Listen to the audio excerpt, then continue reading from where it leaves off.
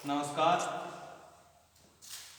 कल पर्यावरण की क्लास में हमने पढ़ा था पारिस्थितिक तंत्र के बारे में और अन्य जानकारियाँ भी उसमें देखी थी। आज कुछ वायुमंडल के साथ में जो पर्यावरणीय जीव हैं ये और जीवमंडल, इन दोनों को थोड़ा सा प्रभाव समझते हैं। तो हम बात करते हैं फाउंडेशन प्रजाति की। अन्य प्रजातियों के निर्माण व संरक्षण में जो प्रजातियां मुख्य भूमिका निभाती हैं उन्हें हम फाउंडेशन प्रजाति कहते हैं। फाउंडेशन का अर्थ ही होता है कि किसी चीज के लिए आधार प्रदान करना। जैसे ग्रेट बैरियर रीफ एक शैवाल है, ये पूरी की भित्ति सी बनाए हुए है ऑस्ट्रेलिया में।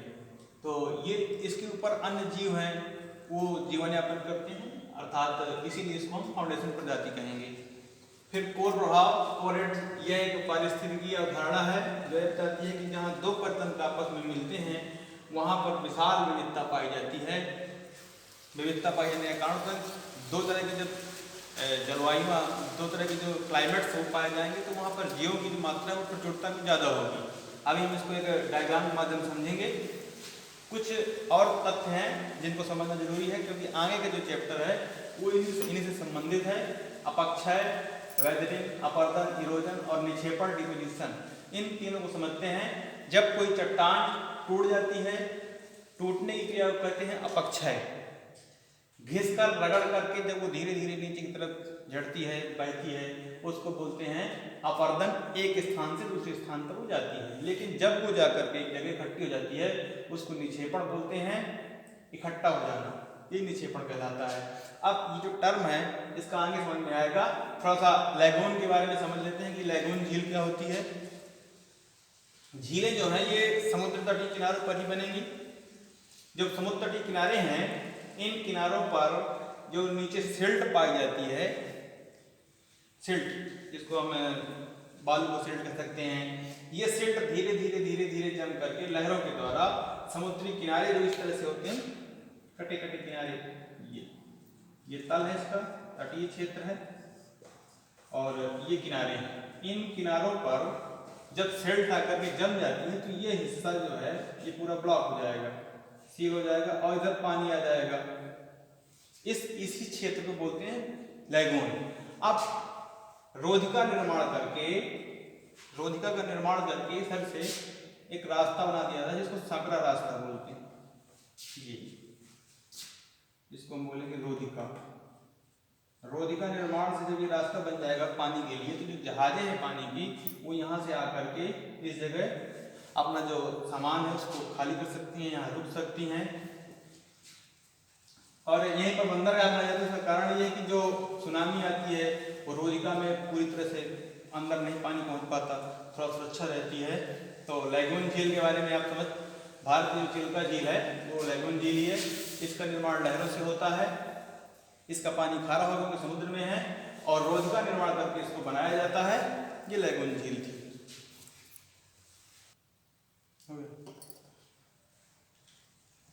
अब पेट्रोलियम इसकी बात करें थोड़ा सा।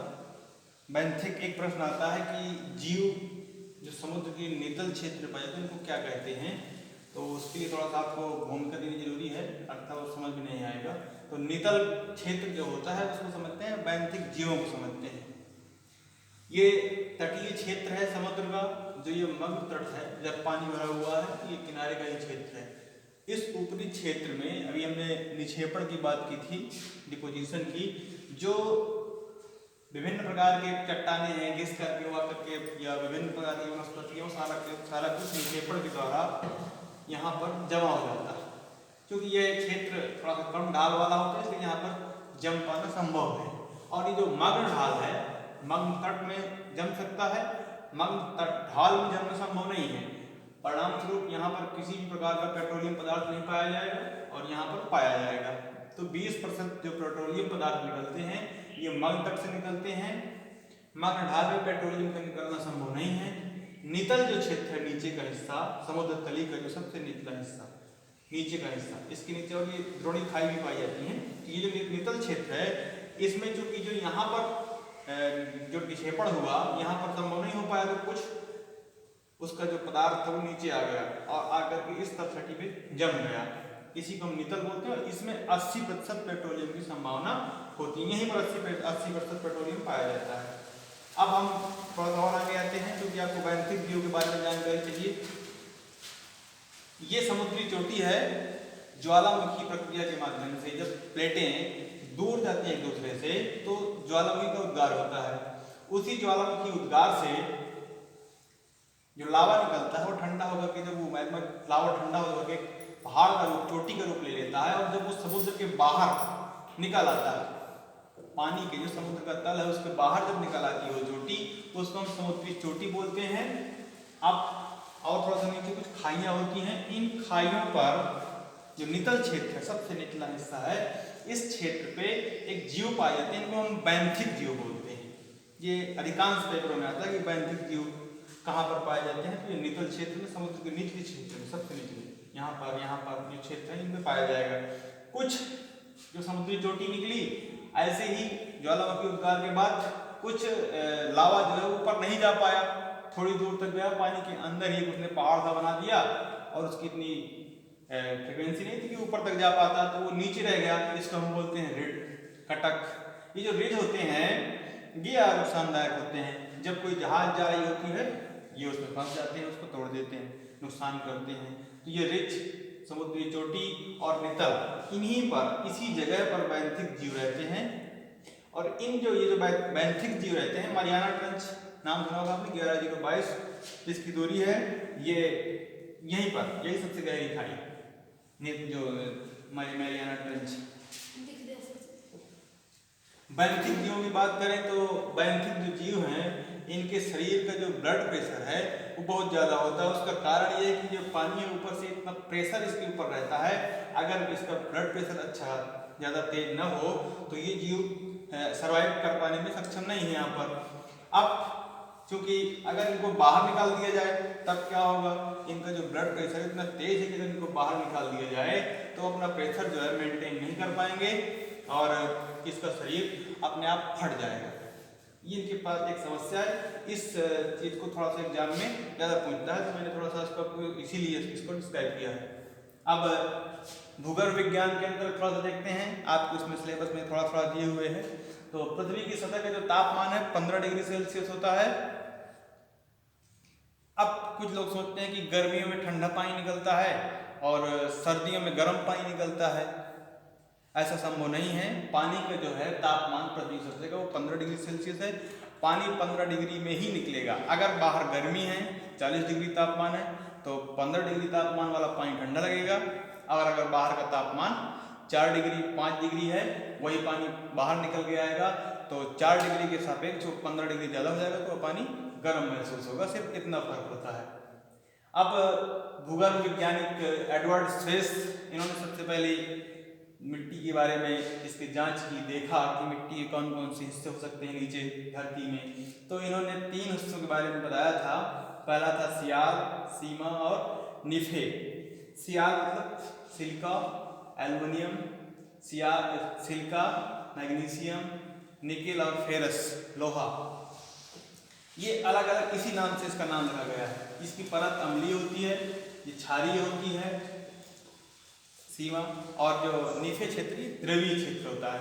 अब इसकी जो आधुनिक संकल्पना उसमें भी बात करेंगे। तो एडवर्ड स्ट्रेस महोदय ने सबसे पहली बार पृथ्वी का घनत्व निकाला। जो सियाल क्षेत्र है इसका घनत्व 2.5, सीमा का 4.0 और नीफे का 11 इन्होंने खुद निकाला। अब अगर हम तीनों को निकाल के इसका औसत निकाला जाए तो पृथ्वी का जो औसत घनत्व है ये 5.5 ग्राम प्रति सेंटीमीटर क्यूब, इतना इन्होंने निकाला था। अब हम बात करते हैं, बंद करो, आधुनिक वर्गीकरण में थोड़ा देखते हैं कि इसमें पहले हिस्से को क्रस्ट, मेंटल और कोर 3 हिस्सों में, जैसे उसमें सियाल, सीमा और निफे था, ऐसे इसमें क्रस्ट, मेंटल और कोर 3 हिस्सों में डिवाइड किया गया है। अब पूरे पृथ्वी में क्रस्ट क्षेत्र ये 1% है, 83% मेंटल एरिया है और 16% जो है ये कोर एरिया है। तीनों हिस्सों में हमें इसको बताने की जरूरत इसलिए पड़ी क्योंकि हमारे सिलेबस में भूकंप और सुनामी 2 चीज़ें हैं। तो भूकंप को समझने के लिए ज्वालामुखी, ये दोनों के लिए इसका जो सेंटर होता है जहाँ से ये उत्पन्न होता है, ये मेंटल क्षेत्र ही होता है। ये अर्ध तरल अवस्था में होता है, जैसे प्लाज्मा।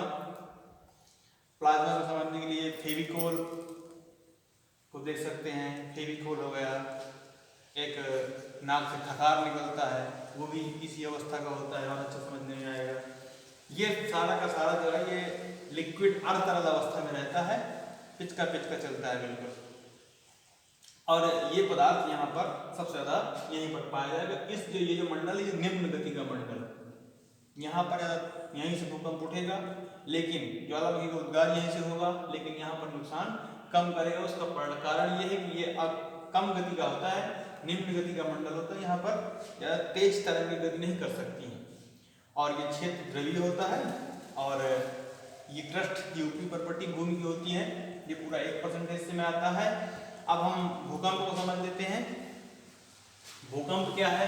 भूकंप जो है पृथ्वी का हिलना, नीचे से जब पृथ्वी में विभिन्न प्रकार की जो प्लेटों में विवर्तन होती है, टेक्टोनिक्स प्लेटों में जो हलचल पैदा होती है, उससे नीचे से एक वेव निकलती है। वो 3 तरह की किरणें निकलती हैं और यही आकर के पृथ्वी में ऊपर कंपन, सतह के ऊपर कंपन पैदा करती हैं, जिससे भयानक भीषण जन की और सामान की विभिन्न प्रकार का जन माल का हानि होता है।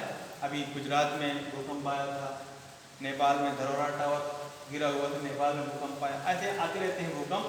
तो ये भूकंप जो है, भूकंप की जो ऊर्जा निकलती है, इसको प्रत्यास्थ ऊर्जा कहते हैं। और यही प्रत्यास्थ ऊर्जा तरंग के रूप में निकल करके पृथ्वी को खिला देती है। 3 तरह की किरणें हैं, पी वेव, एस वेव और एल वेव। ये तीनों अलग अलग तरंगे हैं। पी वेव ऐसी किरणें हैं जो थोड़ा सा सघन माध्यम में है, ज़्यादा घनी हुई हैं। एस वेव थोड़ा सा दूरी बनाए हुए हैं, औसत में है। और एल वेव थोड़ा सा और दूरी बनाए हुए हैं। अब हम इनकी गति के बारे में समझते हैं। पी वेव, एस वेव और एल वेव की बात कर रहे थे। तो पी वेव जो ज़्यादा घनी माध्यम चलती हैं, घनी चलती हैं। एस वेव थोड़ा सा दूर में, औसत में। और धरातली जो किरणें हैं, धरातली तरंगें हैं, ये थोड़ा सा और दूर चलती हैं। तो इनकी गति की बात करते हैं तो पी वेव जो है, इसकी गति है 6 किलोमीटर प्रति सेकेंड। पीएच या एस वेव, इसकी रफ्तार है 3.5 किलोमीटर प्रति सेकेंड। और जो धरातलीय तरंगें हैं, एल वेव जिनको बोलते हैं, एक्चुअली लव ने इनकी खोज की थी, तो ये इसका नाम एल वेव या एल वेव पड़ा हुआ है। तो इसकी जो गति है वो 1.5 किलोमीटर प्रति सेकेंड है। क्षति ये सबसे कम करती है, ये औसत दर्जे में करती है, और ये सर्वाधिक करती है। गमन इसका ठोस द्रव और गैस में, इसका ठोस में और धरातल में चलती है। अब हम समझते हैं कि क्यों ऐसा चलती है, जबकि इसकी रफ्तार भी कम है, लेकिन फिर भी नुकसान क्यों करती है। भूकंप के मापन के लिए एक जिस मशीन का प्रयोग करते हैं उसको बोलते हैं सिस्मोमीटर। इसके भूकंप के अध्ययन को सिस्मोलॉजी कहते हैं। और जिस ग्राफ के माध्यम से इसको नापा जाता है उसको बोलते हैं सिस्मोग्राफ। अब हम स्केल की बात करें तो स्केल है इसका रिक्टर स्केल, जिसकी जो क्षमता है 1 से 9 तक 10 डिजिट की क्षमता है। 1 से लेकर के 9 अंकों तक इसकी क्षमता होती है रिक्टर स्केल की। और इसमें जो इसका अगला अंक है, 1 के बाद 2 आएगा, 3 आएगा, तो अपने से 10 गुना ज़्यादा शक्तिशाली है। पहले से मल्टीप्लाई 10 कर देंगे तो उतना ज़्यादा प्रभावशाली ताकतदार है।